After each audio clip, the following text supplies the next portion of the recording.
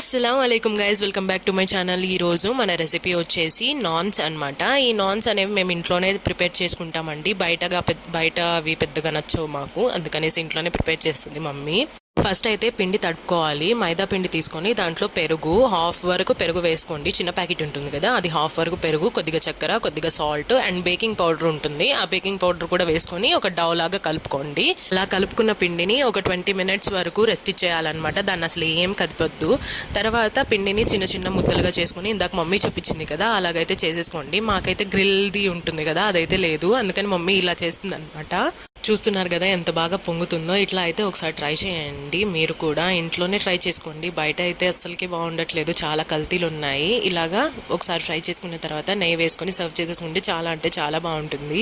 ఆ రోజైతే మేము పన్నీర్ పీస్ అండ్ అది కాజు ఉంటుంది కదా, ఆ కర్రీ అయితే చేసుకున్నాము. చూస్తున్నారు కదా ఎంత ప్లఫీగా ఉందో, చాలా అంటే చాలా బాగా వచ్చింది ఆ రోజు నాన్స్. ఇంకా పన్నీర్ కర్రీతో నేను కుమ్మేస్తున్నాను.